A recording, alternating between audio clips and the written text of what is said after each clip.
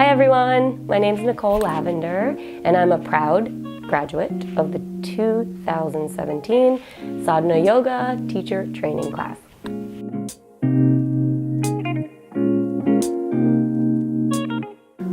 So kind of like to kick myself in the butt a little bit.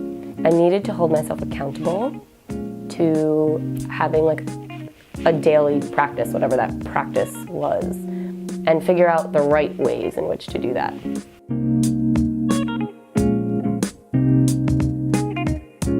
Some of the nicest times throughout the teacher training were when we'd be on a lunch break or waiting in between dance Sunday class and teacher training to start, and we'd kind of all just be hanging out and sharing about what was going on with ourselves, with our families, with work, whatever it was, how we feel we're doing in the training, how we feel about actually teaching yoga.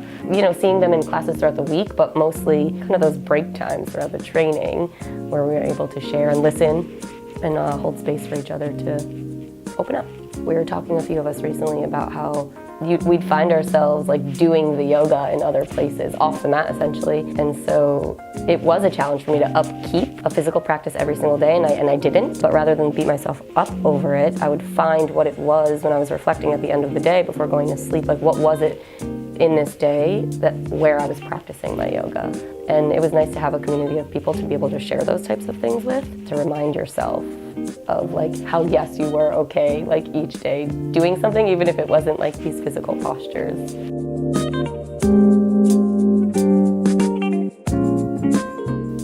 It's hard to articulate exact things, but it's like you know it when you're doing it. Like you peel this thing off and you see more clearly. Oh, like I get angry at that thing that I may not have realized, or I'm really good at this thing, and you kind of begin to like see yourself more clearly.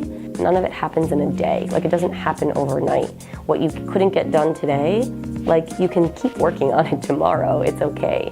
So there's still times where, you know, fear is coming up for me, or confusion is coming up for me. So the struggle or the fear or whatever it is that you're feeling right now will pass. You have to put the work in, but it will pass.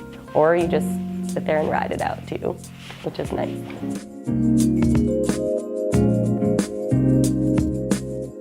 I would completely recommend the program to anyone, the teacher training program. The timing of it all works really well because it's not this month-long intensive where things are just like crammed in, all this learning is crammed into a short amount of time.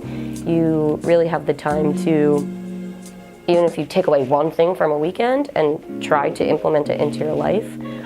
So the way that it's spread out over the course of the 10 months, you know, works with people's work schedules, but as well, you know, gives us the time to digest what it is that we're learning. So logistically speaking, it's really awesome.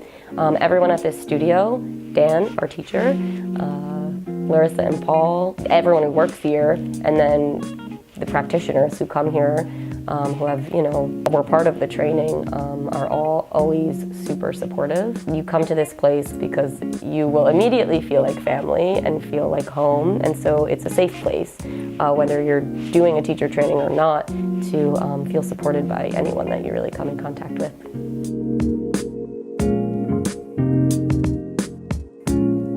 I'll end with a thank you to, first off, all of my classmates, our leader, Daniel, and everyone else who was involved in organizing the training, planning the training, being a part of the training. It was nice to see the teachers from last year's training be there throughout some of it to support us and talk to us. And then, like I said, the biggest amount of gratefulness goes out to the people who are there with me each weekend, every weekend, supporting and encouraging and cheering on. So you will all be fabulous yoga teachers, whichever direction you choose to take the certification in. Good luck to you all, and thank you, thank you, thank you.